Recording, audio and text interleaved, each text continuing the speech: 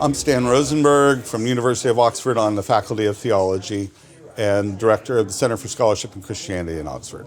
We've had an important set of days together, bringing together a multinational group, multi-language group to engage through difficult questions of how can we work together to accomplish a big project, this project of writing a code that could help guide the use and implementation of artificial intelligence.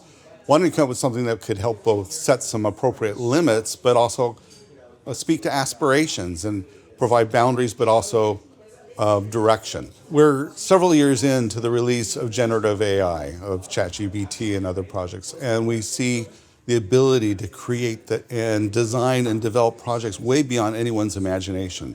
So we have a tool that far exceeds our ability to understand really its full implications. There's also a culture, it can be sometimes, speaking as the American, a Wild West culture of let's build it because we can, or this is exciting, let's build it, let's design it.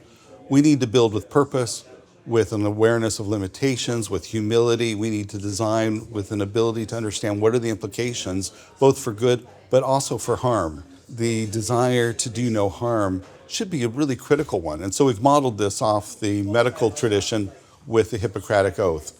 And an oath that developed over centuries, but helps shape and guide what medical community does.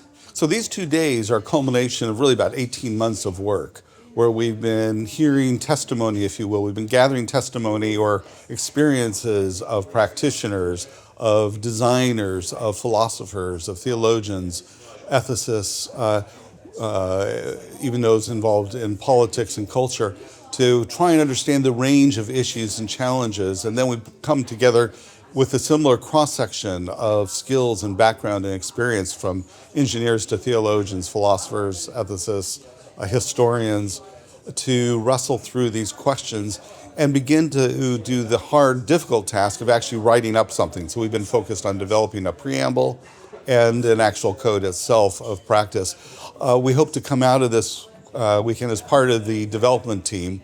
Our goal is to come out of these 2 days with the framework of words, thoughts, language, emphases that we can put together into a concrete statement.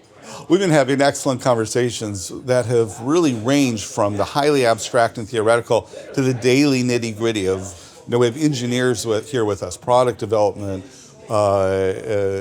staff here with us, who can talk us through what is the daily thought process, what are the issues, so that we're not thinking in abstraction about these issues. We're thinking very concretely, as well as in abstract, as broad philosophical, intellectual problems and challenges, ethical issues for society. How do we work to achieve the common good? One of the great challenges is, how do you achieve a common good when many of our motivations are individual and narrow and specific? And so we've been learning about issues on the ground from engineers who are doing the work, talking through them. We spent this morning in my group working through very particular practices so we could develop a code that both is aspirational, thinks beyond that, but actually really understands and engages with what daily practice looks like. It's not enough just to have the academic exercise of writing a document. We have to think very carefully and practically about how we can roll this out so that it has take-up. So we're writing it in a way, or attempting to write, I should say, in a way that can speak to a broader set of communities. And then we're going to be focusing our attention on how do we establish it as a working tool, part of the tool belt, just as as we all have in different professions, we have different key tools we use. This needs to be a practical tool that will shape institutions as well as individuals, industries as well as academia, and that's what we're working through. I think in many ways, this is a document that will be for entry points of many people. So we hope it'll be formative, something that educators will take up and use for first-year students in engineering, first-year students in coding and programming. That would be part of their thinking about how are they being educated. That would actually help shape the formation educationally.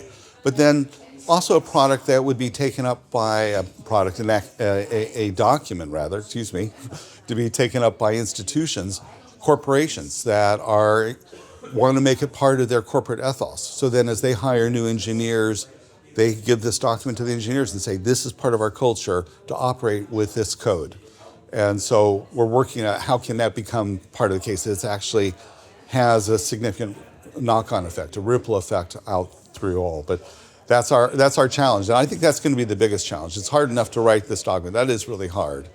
But it's going to be much harder, and we're really going to have to give significant attention in these coming months to how we develop it.